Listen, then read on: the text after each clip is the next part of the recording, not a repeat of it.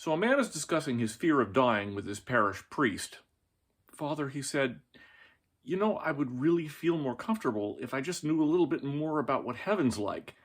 I mean, I love baseball. Do you think there's baseball in heaven?" And the priest said, "Let me pray on the matter, my son." At their next meeting, the priest comes in and says, "Well, I have good news and bad news. The good news is there is baseball in heaven." The man says, "Okay, that's great. What's the bad news?"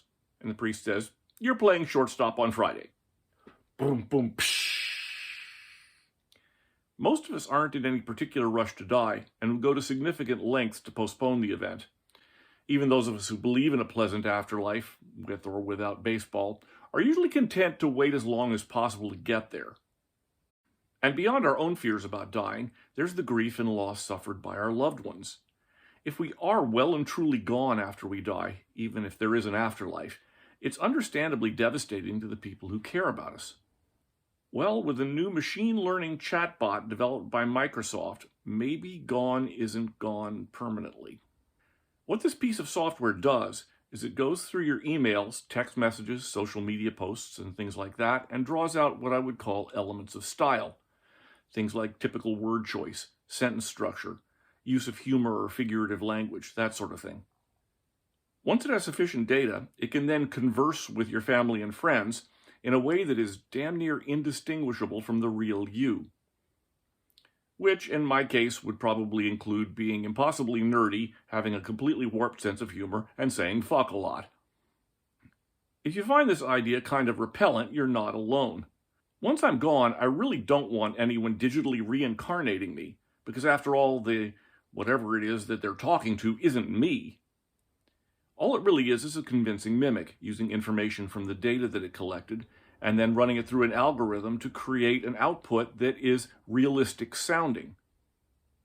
But this brings up the time-honored question of what consciousness actually is, and in what way is our brain not doing exactly the same thing? When someone says, "Hello, Gordon, how are you?" and I say, "I'm fine, how are you?" basically what my brain is doing is taking the input and cycling it through some series of neural connections and creating an output that seems reasonable, just like the software does. Even those of us who don't believe explicitly in a soul or a spirit, something that exists independently of our physical bodies, get a little twitchy when we start talking about our own consciousness. So, if an AI could actually mimic me convincingly, and the Microsoft chatbot is admittedly in the rudimentary stages, in what way is that not me? Myself, I wouldn't find having a chatbot version of my deceased loved ones at all comforting. Apparently, there's been some talk about creating a module that then goes through your photographs, looks for images of you, and creates a lifelike avatar that would go along with your verbal responses. Myself, I find that even worse. As hard as it is to lose someone you care about, I think it's better to accept that grief and loss are simply part of the human condition, and to honor your loved one in whatever way seems fit, and then move on. So please, once I'm gone, don't digitally reincarnate me. I really would prefer it if you had a Viking funeral for me. Take my body and put it on a boat and set it on fire and shove it out into the ocean, and then afterward have a big party on the beach with lots of dancing and singing and drunken debauchery. That's probably all kinds of illegal, but I can't think of a better send-off. And after that, just read what I wrote, remember all the good times, and get on with living.